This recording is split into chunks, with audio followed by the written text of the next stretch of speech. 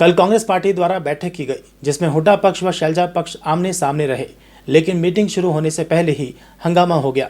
Meeting को लेकर जब कांग्रेस नेत्री अमीषा चावला से बात की गई तो उन्होंने कहा कि कल मीटिंग में जो हंगामा हुआ बेहद शर्मनाक हरकत थी। बैठक में पहुंचे प्रभारी की बात तक नहीं सुनी गई। उससे पहले ही मीटिंग में हंगामा हो गया। जहां तक बात है संगठन की, तो कार्यकर्ता उस पर ध्यान दे रहे हैं, जो कि बहुत अच्छी बात है, क्योंकि आने वाले समय में संगठन का पार्टी को लाभ मिलेगा। वहीं कांग्रेस असली या नकली पर भी अमीषा चावला खुलकर बोली कि प्रत्यक्ष को प्रमाण की जरूरत नहीं होती। अंबाला की जनता सब कुछ भली भांति जानती है। असली नकली का फर्क भी जनता समझती है। सभी के चेहरे को पहचानती है कि कौन चुनावी दिनों में उभर कर आता है और कौन जनता के साथ खड़ा रहता है। 2024 में सरकार बनाने का दावा भी किया गया और कहा कि 2024 में मुख्यमंत्री हुड्डा ही बनेंगे।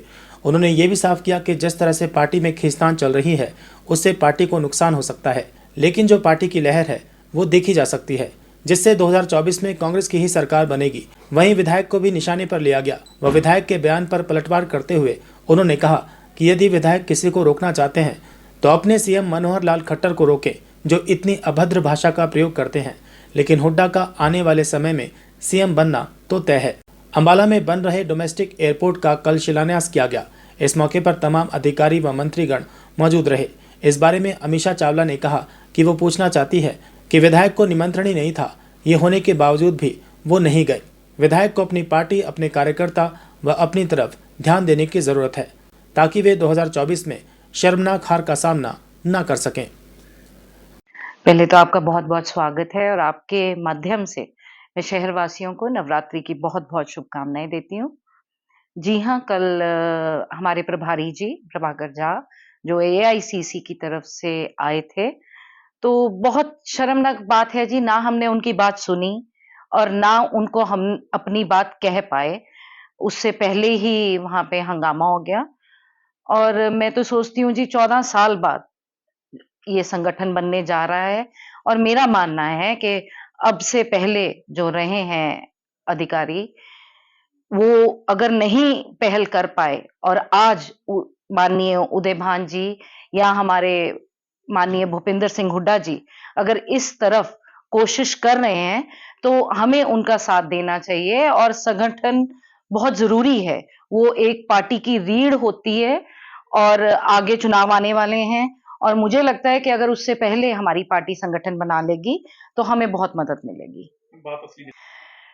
असली नकली कांग्रेस पहले तो ये कोई तय करने वाला होता ही कौन है। और जो बोल रहे हैं नकली कांग्रेस, उनसे ये पूछिए पिछले 4 विधानसभा चुनावों में वो एक बारी भी दिखा दें कि कहीं उन्होंने किसी के लिए वोट मांगी हो, कहीं कोई बयान दिया हो। और प्रत्यक्ष को प्रमाण की जरूरत नहीं होती।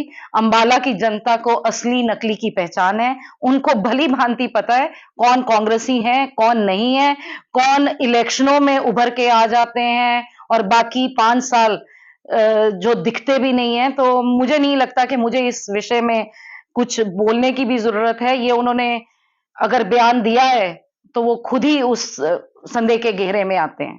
देखिए, ये बिल्कुल सही है कि खींचतान हो रही है और नहीं होनी चाहिए, पर मुझे ये लगता है कि इसका जो एक हमारी लहर बन रही है पार्टी की, उसको जरूर नुकसान होगा। और अपनी तरफ से मैं तो यही इल्तिजा करूंगी कि हम लोग 2024 में सरकार बनाने जा रहे हैं और आपके माध्यम से ये बताऊंगी कि कोई जो मर्जी बोल ले, जो मर्जी कह ले, भूपेंद्र सिंह हुड्डा ही 2024 में सीएम होंगे। उनके काम बोलते हैं, लोग उनको आज भी याद करते हैं। आज भी लोगों के मुंह पे वो नारे हैं, हुड्डा तेरे राज में जीरी गई जहाज में। हर वर्ग में वो प्रिय हैं और मुझे लगता है कि हाईकमान को उस सब बातों की खबर है और वो ही सीएम बनेंगे 2024 में। तेल और नाच तो 2024 में दिख ही जाएगा। बाकी मैं उनकी बौखलाहट देखते ही बन रही है। देखिए, उनके इस बयान से ये प्रूव हो गया है कि उन्होंने मान लिया है कि 2024 में कांग्रेस सरकार बनाएगी। तभी उन्हें इतनी फिक्र हो रही है कि कौन सीएम बनेगा, कौन उप मुख्यमंत्री बनेगा। तो आपके माध्यम से असीम जी को यही कहना चाहूंगी कि अगर अगर वो रोक सकते हैं तो जो उनके सीएम हैं माननीय खट्टर जी, जो इतनी अभद्र भाषा का उपयोग करते हैं, उनको रोक लगाइए अगर 2024 में वो डबल फिगर में भी पहुंचना चाहते हैं तो।